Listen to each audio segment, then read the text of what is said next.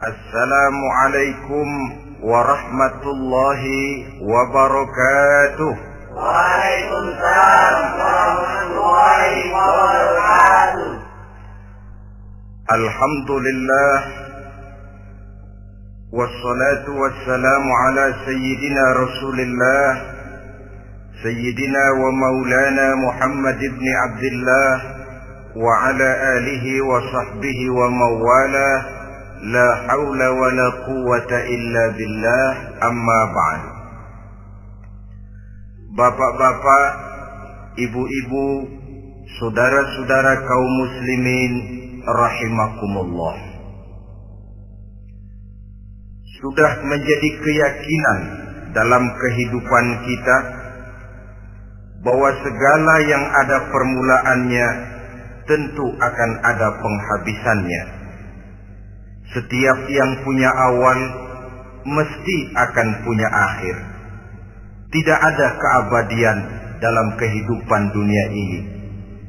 Semuanya datang dan pergi silih berganti, berubah oleh pergeseran masa dan pertukaran waktu. Demikianlah kalau kita mau merenungi kehidupan dari alam di sekitar kita. Sejak dari kehidupan tumbuh-tumbuhan, binatang, sampai kepada kehidupan kita, makhluk bernama manusia. Lihatlah kita manusia misalnya. Dimulai sejak kita terlahir ke alam ini, keluar dari alam rahim ibu, menjadi bayi yang merah tidak berdaya, untuk kemudian berangsur meningkat menjadi anak-anak. Dari kehidupan anak-anak berubah lagi kita menjadi remaja dengan segala keceriaan dan kelincahannya, dan dari masa remaja naik lagi kita memasuki usia dewasa, untuk kemudian berangsur memasuki hari tua. Lalu setelah kita memasuki hari tua, sehari, seminggu, sebulan, setahun, sampailah kita kepada batas waktu yang telah ditentukan oleh Allah, yang dinamakan ajal, dan bertemulah kita dengan yang disebut maut. Ini merupakan kepastian dalam kehidupan. Kalau saja kita mau merenung perubahan-perubahan yang terjadi pada diri kita, seharusnya membuat kita insaf dan sadar. Dikala remaja kita begitu lincah, punya rambut yang hitam ikal berderai, punya lesung di pipi, punya senyum yang indah menawan setiap orang yang melihat, punya kulit yang kencang dan bersih. Manakala kita memasuki hari tua, perubahan frontal pun terjadi. Kulit mulai jadi keriput, rambut yang tadinya hitam ikal berderai mulai memutih, nikmat berkurang, gigi yang tadinya utuh dan sanggup mengunyah apa saja, satu demi satu permisi meninggalkan kita. Sangat boleh jadi, dikala remaja kita senyum semua orang terpikat. Dikala hari tua dengan kulit yang keriput dan gigi yang tidak ada lagi, manakala kita senyum, mungkin orang bakal lari dari sekitar kita. Kemana keindahan yang tadinya begitu menawan? Kemana senyum lesung pipit yang tadinya menarik perhatian orang? Pergi meninggalkan kita, berubah oleh pergeseran masa dan pertukaran waktu. Nah, bila maut datang menjemput kita, selesailah kehidupan sampai di situ? Ternyata belum. Kalau lahir merupakan perpindahan hidup dari alam rahim ke alam dunia, maka mati hakikatnya merupakan perpindahan hidup dari alam dunia ini ke alam kehidupan yang berikutnya yang dinamakan dengan alam barzah.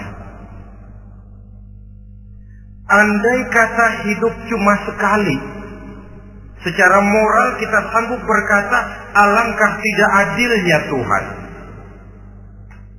Kenapa? Dalam kehidupan ini kan aneka ragam terjadi. Ada orang yang zalim, ada orang yang dizalimi. Ada orang yang membunuh, ada orang yang terbunuh. Ada orang yang kaya, ada orang yang miskin. Ada orang yang jujur, ada orang yang menghalalkan segala cara. Sehingga banyak ketidakadilan yang terlepas daripada pengadilan dunia. Lalu orang pun bilang, di dunia ini katanya banyak pengadilan tapi sulit keadilan. Di dunia ini mudah mencari pengadilan tapi sulit untuk mencari ketidakadilan. Andai kata hidup cuma sekali, tidak akan ada hidup sesudah hidup yang sekarang ini. Bagaimanakah nasib mereka yang lepas dari pengadilan dunia ini? Alangkah tidak adilnya Allah, andai kata tidak ada kehidupan sesudah hidup yang sekarang. Tentulah akan terjadi di mana orang menghalalkan segala macam cara untuk mencapai tujuan. Yang penting kan saya kaya, yang penting kan saya punya jabatan dan kedudukan tinggi. Kalau perlu jilat atas, jilat atas. Kalau perlu sikut kiri kanan, sikut kiri kanan. Kalau perlu injak bawah, injak yang bawah. Ini prinsip daripada orang-orang komunis. Dan pantas karena mereka tidak percaya kepada kiamat. Pantas karena mereka tidak percaya akan adanya kehidupan sesudah hidup yang sekarang ini. Maka saya menghimbau kepada seluruhnya, kita sudah kadung menyepakati negara ini berdasarkan Pancasila. Kita sudah kadung konsensus bahwa PKI dengan seluruh ajarannya tidak punya hak hidup di bumi Pancasila yang kita cintai ini. Maka salah satu ajaran PKI tujuan menghalalkan cara.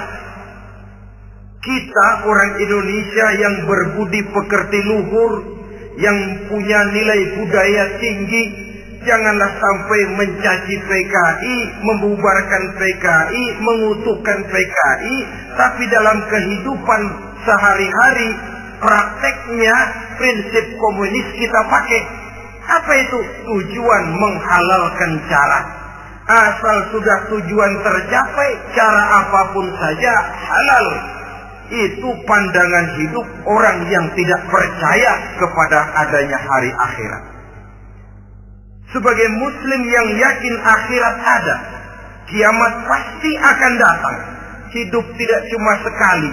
Maka kalau kita zalim, kalau kita berbuat aniaya, kalau kita melakukan korupsi, kalau kita merugikan orang lain, boleh jadi kita terlepas daripada pengadilan dunia.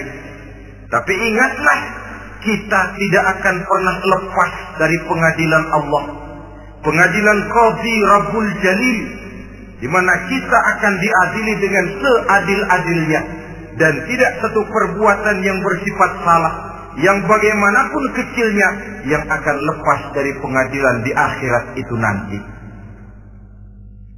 Pantas saja kalau satu hari malaikat Jibril datang menasihati Rasulullah sallallahu alaihi wasallam, yang artinya juga menasihati kita semua. Apa kata malaikat Jibril kepada baginda Nabi? Ya Muhammad, ish ma syi'ta wa innaka mayyitun. Hai Muhammad, hiduplah semau kamu, tapi jangan lupa kamu pasti akan mati. Kalau memang dilarang tidak terlarang, dicegah tidak tercegah, kamu mau melaksanakan hidup menurut maumu sendiri, persilahkan, hiduplah menurut mau dan gayamu. Tapi jangan lupa, fa innaka mayyitun, satu saat kau pasti bakal mati. Dan mati itu bukan akhir dari segalanya. Dia babak baru bagi kehidupan selanjutnya. Silakan hidup menurut maumu, tapi jangan lupa kau pasti akan mati. Wa'mal ma syi'ta fa innaka majziyun bih. Kerjakan apa saja yang kamu mau. Kalau kau mau menghalalkan segala macam cara, persilahkan halalkan segala macam cara. Tapi jangan lupa kau akan mendapat balasan dari seluruh amal perbuatanmu. Wa ahbib ma syi'ta fa innaka mufariquhu. Dan cintailah apa saja yang mau kau cintai. Kau cintai anak istrimu, silahkan. Kau cintai harta bendamu, tafadhal. Kau cintai tanah airmu, kau cintai pangkat dan jabatanmu, persilahkan. Tapi jangan lupa, fa innaka mufariquhu. Kau pasti akan berpisah dan akan meninggalkan segala yang kau cintai itu. Apa artinya ini buat kita? Ternyata sesudah maut datang menjemput kita, ada kehidupan sesudah hidup yang sekarang ini. Ini yang mendorong kita untuk dalam kehidupan di dunia ini tidak melakukan prinsip saenake dhewe, semaunya sendiri saja, asal perut kenyang, asal pangkat tinggi, asal harta dapat. Masa bodoh dengan merugikan orang lain, masa bodoh dengan menipu orang lain. Iku jenenge saenake dhewe. Muslim tidak diajarkan. Ingat manusia, setelah kau mati, setelah kiamat datang, kau akan dibangkitkan, kau akan dimintakan pertanggungan jawab tentang kehidupan yang sekarang ini. Saudara hadirin, oleh sebab itu kalau kita bicara soal kiamat, soal akhirat, ini memang masalah yang gaib, yang sepenuhnya tidak bisa dicernakan dengan kemampuan penalaran intelektual. Dasar di dalam membicarakan ini tidak lain adalah iman kita kepada Allah Subhanahu wa ta'ala. Bukan cuma zaman sekarang, dari zamannya Nabi. Orang itu kalau sudah bicara kiamat, bicara akhirat, ada yang ragu-ragu, ada yang menolak sama sekali. Bukan dari zaman sekarang, dari zaman dulu. Pernah kok satu saat Rasulullah itu dakwah menceritakan, saudara-saudara, akan terjadi kiamat di mana Allah akan membangkitkan manusia dari kuburnya untuk memintakan pertanggungan jawab. Ini dalam dakwahnya Nabi pidato macam itu. Apa reaksi orang? Yang beriman ya mantap, tapi yang tidak beriman, bajingan-bajingan Quraisy ini, mereka bertepuk tangan, mengejek, mencaci. Malahan ini yang luar biasa, ada dua orang kafir namanya Ubay bin Ka'ab dan Al-As bin Wa'il. Mendengar pidato macam ini, mereka buru-buru pulang ke rumah. Ngapain? Ngambil pacul. Lalu berangkat nyari kuburan tua. Dia gali itu kuburan. Tulang-tulangnya diangkut, dibawa ke depan Nabi. Ya Muhammad, tulang-tulang yang udah hancur begini, siapa yang bisa ngidupin lagi? Yang macam-macam aja kamu Muhammad. Enggak rasional, enggak masuk akal. Allah menjawab. Apa kata Allah? وَضَرَبَ لَنَا مَثَلًا وَنَسِيَ خَلْقَهُ قَالَ مَنْ يُحْيِي الْعِظَامَ وَهِيَ رَمِيمٌ قُلْ يُحْيِيهَا الَّذِي أَنْشَأَهَا أَوَّلَ مَرَّةٍ وَهُوَ بِكُلِّ خَلْقٍ عَلِيمٌ. Mereka memberikan perumpamaan kepada kami, kata Allah. Mereka melupakan asal kejadiannya. Mereka bertanya, siapa yang sanggup menghidupkan tulang belulang yang sudah hancur kayak begini? Qul yuhyiha alladhi ansaha awwala marrah. Katakan kepada mereka Muhammad, yang akan menghidupkannya adalah Dia yang telah menciptakannya pertama kali dulu. Kalau Dia sanggup menciptakan, Dia tentu lebih sanggup lagi untuk mengembalikan reproduksi ciptaan itu sebagaimana semula. Yang paling kasihan yang ragu-ragu, akhirat itu ada apa enggak sih? Kiamat itu ada apa enggak sih? Lantaran ragu-ragu, terombang-ambing dia antara harapan dan putus asa, antara kenyataan dan idealisme. Ada yang buta sama sekali 100% terhadap keadaan-keadaan sesudah mati. Perhatian mereka hanya tercurah kepada kehidupan sebelum mati. Yang mereka perhatikan siang dan malam tidak lebih daripada urusan perut. Pergi pagi, pulang sore, peras keringat, banting tulang. Cuma soal makan, soal minum, soal pakaian, soal kendaraan, soal rumah tangga, soal anak, soal istri. Yang mereka pentingkan hanya soal-soal politik misalnya, ekonomi, pembangunan dan industri. Untuk soal-soal kayak begitu, bias betul. Habis seluruh waktu untuk memikirkan, meningkatkan kebudayaan, politik, sosial, ekonomi. Kadang-kadang kurang tidur, kurang istirahat, berkeliaran ke sana kemari ke tempat yang jauh-jauh. Sampai kadang-kadang terkena stres, penyakit darah tinggi, ginjal, lever, untuk memikirkan hal-hal yang semata-mata karena dunia saja. Lantas boleh jadi mereka mendapatkan kekayaan yang berlimpah ruah, mendapatkan kedudukan yang tinggi, nama yang semerbak, dikenal orang di barat dan di timur, di utara dan di selatan. Tetapi alangkah kecewanya mereka jikalau datang ajal menjemput nyawa, mati mereka, meninggalkan harta yang banyak, nama yang masyhur. Mereka disebut dengan jasa-jasanya. Radio memberitakan, TV menyiarkan, koran-koran memuat. Bahkan nama mereka kadang-kadang dikenang 2-3 tahun setelah wafatnya.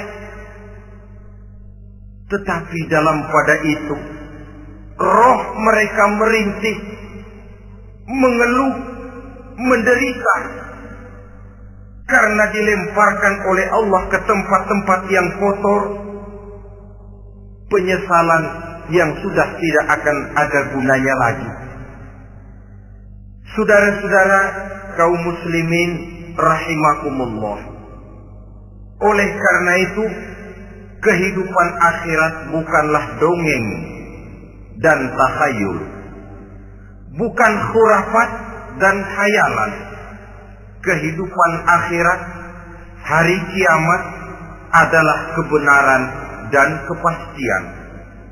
Dalam surah Al-Hajj ayat ke-7, Allah Subhanahu wa taala menyatakan, wa anna as-sa'ata atiyatun la raiba fiha wa anna Allah yab'atsu man fil qubur.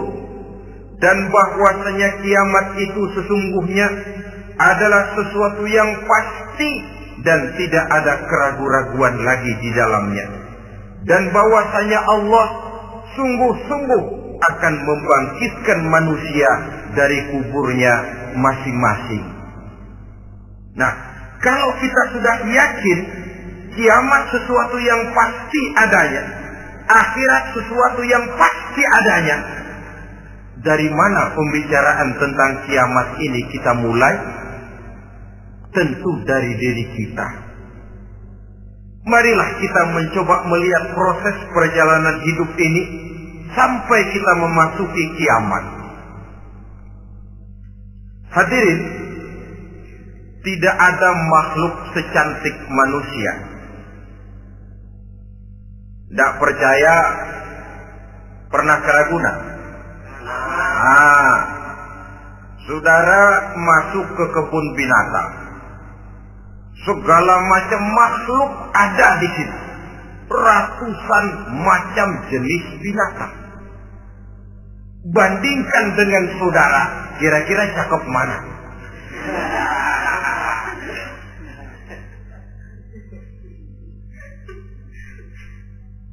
Dari seluruh makhluk yang diciptakan Allah itu, manusia fi ahsani taqwim, dalam bentuk yang paling sempurna, sejak susunan biologis sampai kemampuan berpikir. Biologis kita, ya Allah, diciptakan kita begini rupa. Diberikan 2 kaki untuk berjalan, 2 tangan untuk bekerja. Diberikan 2 mata, dua-duanya di depan. Pernah saudara mikir kalau mata kita yang satu di depan, yang satu di belakang? Rasanya nggak laku kacamata.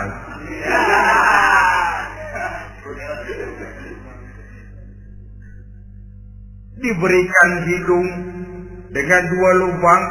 Tahu betul Allah ke bawah lagi lubangnya. Coba pikir kalau lubang hidung kita menghadap ke atas. Aduh, kalau musim hujan repot jagain hidung. Laqad khalaqnal insana fi ahsani taqwim. Sungguh telah kami ciptakan manusia dalam bentuk kejadian yang paling sempurna ketimbang makhluk-makhluk Allah lainnya. Nah, kesempurnaan manusia ini oleh karena hidupnya terdiri dari 2 unsur pokok. Pertama unsur jasmani dan kedua unsur rohani. Jasad dan roh. Jasad yang terlihat sekarang ini, potongan saudara yang ngejedok di depan saya ini jasad saudara. Ini yang berasal dari saripati makanan yang dimakan oleh bapak ibu kita. Lalu hasil kerjasama yang baik antara ibu dengan bapak, terwujudlah kita. Kalimat langsungnya, jasad ini berasal dari tanah yang tadi berubah dari bayi, remaja, dewasa, meningkat hari tua. Yang berubah itu jasmani kita. Kenapa? Karena jasmani itu materi, benda, daya tahannya terbatas. Dia berubah oleh pergeseran masa dan pertukaran waktu. Apa ada orang makin tua makin cakep? Jasmani oleh karena dia materi, dia berubah oleh pergeseran masa dan pertukaran waktu. Nah, yang menyebabkan jasmani itu bergerak karena ada roh di dalamnya. Ini yang menyebabkan kehidupan. Ini yang menjadi sumber kehidupan, pusat kesadaran dan pengertian dalam kehidupan manusia. Tanpa roh dalam diri kita, maka jasad kita. Pernah lihat orang mati? Itu kalau orang mati, coba perhatikan. Apanya yang kurang? Kupingnya masih ada, tapi sudah tidak sanggup mendengar. Matanya masih lengkap, tapi tidak mampu melihat. Jangankan melihat, terbuka saja tidak. Mulutnya masih ada, tapi sudah tidak bicara lagi. Telinganya cukup, tapi tidak sanggup mendengar. Kakinya lengkap, tapi tidak mampu lagi berjalan. Apa penyebabnya itu?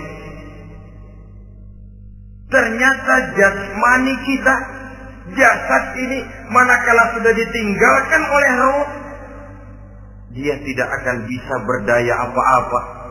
Tidak mampu berjalan, tidak pula berbuat, tidak pula bekerja apapun saja. Saudara-saudara, dua-duanya punya kebutuhan. Jasmani ada kebutuhannya, rohani pun ada kebutuhannya. Jasmani yang jelas perlu makan, perlu minum, perlu tidur, perlu pakaian, dan sebagainya. Nah, apabila saat berpisah datang, ajal sampai, berpisahlah roh dan jasad.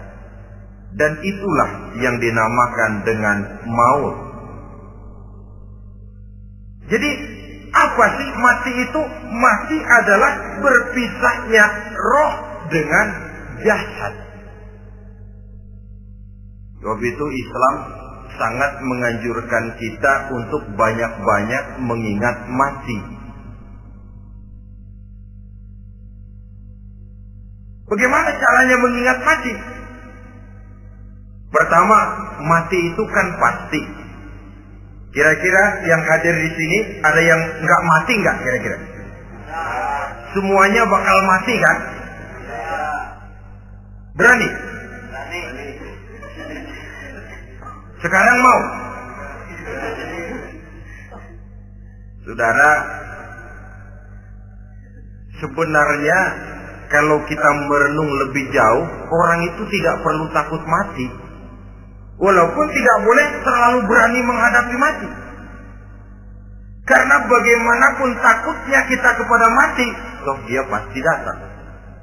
Bagaimanapun beraninya kita mati, kalau belum ajal, dia tidak mati juga. Jadi Muslim itu kan harus berani menghadapi hidup dan tidak takut menghadapi mati. Mati adalah sesuatu yang pasti. Muslim dianjurkan banyak-banyak mengingat mati dalam kehidupan. Caranya bagaimana? Pertama, berziarah nengokin teman yang sakit. Ya? Suka nengokin teman yang sakit enggak? Oh, itu pahalanya kata Nabi. Menengok orang yang sedang sakit lebih afdol daripada sholat sunnah 1000 rakaat. Apa pernah saudara sembahyang sunnah sampai 1000 rakaat? Nengokin orang sakit pahalanya lebih afdol daripada itu. Kenapa menengoki orang sakit mengingatkan kita kepada mati? Iya ya, ini teman saya yang kemarin segar banget, bercanda sama saya, ketawa sama-sama, sekarang terbaring tidak berdaya, hilang kemampuannya, hilang keceriaannya, sakit. Iya kalau sembuh, kalau ajal, iya sekarang giliran dia, kalau jatuh ke saya. Lalu menghibur teman dengan kata-kata yang enak, yang akan mendatangkan sugesti supaya dia cepat sembuh. Jangan nengokin orang sakit jujur. Sakit apa lu? Perut. Emang teman gua kemarin sakit begini mati. Wah, itu orang bisa jadi shock lantaran etika kita tidak akan sampai ke sana. Menjenguk orang sakit akan mengingatkan kita kepada mati. Apalagi ziarah kubur. Ada yang orang tuanya sudah meninggal? Nah, kalau ada, ya tidak bisa tiap hari, sekurang-kurangnya seminggu sekali, Jumat pagi misalnya, ziarah kita ke kubur. Sehingga kalau kita masuk kubur kan ada etikanya. Assalamualaikum ya ahlal kubur wa inna insyaallahu bikum lahiqun. Hai penduduk kubur, keselamatan bagi kamu dan kami yang masih hidup sekarang ini insyaallah pasti bakal nyusul kamu. Iya, yang kemarin gagah benar sekarang terbaring tanpa daya. Ini unggukan kuburannya. Yang kemarin ada sekarang sudah tidak ada. Kemana dia? Kami satu saat pasti akan begini. Ingat mati. Lalu apalagi yang bisa membuat kita ingat kepada mati?